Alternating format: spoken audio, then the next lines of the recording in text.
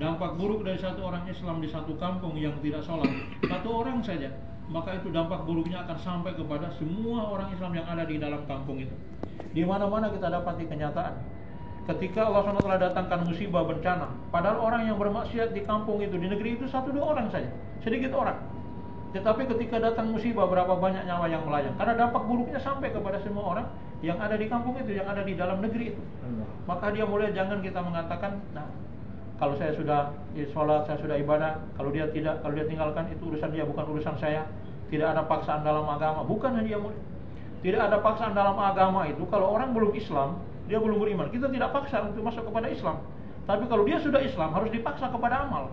Karena kalau dia sudah mengucapkan kalimat syahadat, dia punya kewajiban untuk menjalankan perintah Allah.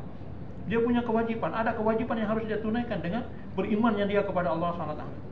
Maka orang yang sudah Islam itu dipaksa kepada amal. Dulu dia mulia, orang-orang mau masuk Islam, datang langsung kepada Nabi. Mereka mengajukan syarat, ya Rasulullah, kami mau masuk Islam, tapi dengan syarat kami tidak sholat. Nabi nggak mau. Nabi nggak mau. Kamu tidak boleh tidak sholat. Tidak ada bagian dalam Islam bagi orang yang tidak sholat. Artinya dia dipaksa kepada amal, diingatkan. Jadi jangan sampai kita memahami perkara ini dengan keliru. Hadiah mulia, sehingga kita merasa tidak punya kewajiban. Hadiah mulia, dampak buruknya akan sampai kepada kita semua. Dan kalau kita ajak semua, maka nanti kebaikan-kebaikan yang Allah datangkan adalah untuk kita juga semua. Allah SWT menjanjikan di dalam Al-Quran, walau ana ahlal qura amanu wattaqu la fatahna barakatim minas sama'i wal ardh. Kalau beriman dan bertakwa menuju satu negeri, pasti kami datangkan keberkahan. Kami bukakan pintu-pintu keberkahan di langit dan pintu keberkahan di bumi. Dan ciri orang satu negeri itu beriman dan bertakwa, cirinya adalah makmur masjidnya ketika sholat berjamaah. Makmur masjidnya ketika sholat berjamaah. Karena masjid itu adalah jantungnya kampung.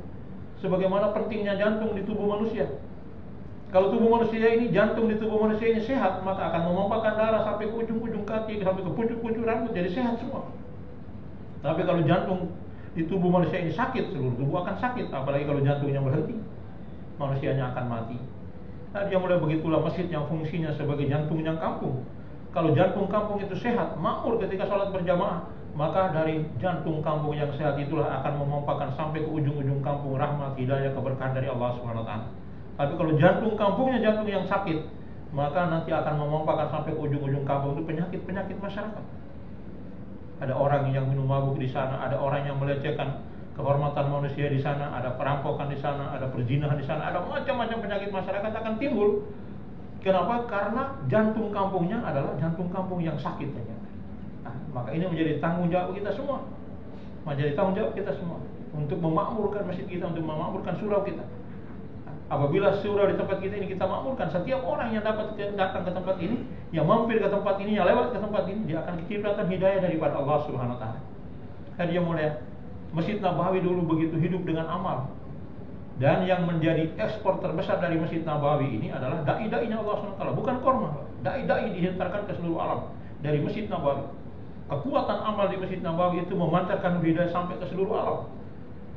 Sampai ke seluruh alam, sehingga orang-orang dapat hidayah daripada Allah SWT, punya kekuatan. Di zaman Sayyidina Umar radhiyallahu taala, di zaman Nabi, di zaman Abu Bakar, seluruh para sahabat tidak ada yang tertinggal. Mereka semua sholat berjamaah di masjid. Ketika di zaman Sayyidina Umar, waktu sholat subuh dia dapat di satu orang saja tidak sholat subuh, langsung dicari ke rumahnya. Sulaiman bin Abi Asma tidak datang sholat subuh, langsung dicari. Tadi yang mulia, selepas sholat subuh Sayyidina Umar selesai memimpin sholat subuh, menengok ke belakang, padahal sahabat begitu banyak. Tetapi karena pandangan mata batin yang begitu kuat, dia paham satu orang tidak hadir. Tanpa mengambil satu persatu, memandang saja langsung tahu satu orang tidak hadir. Sulaiman bin Abi Asma tidak datang. Kekuatan mata batin yang begitu tinggi dia mulai. Langsung dicari ke rumahnya.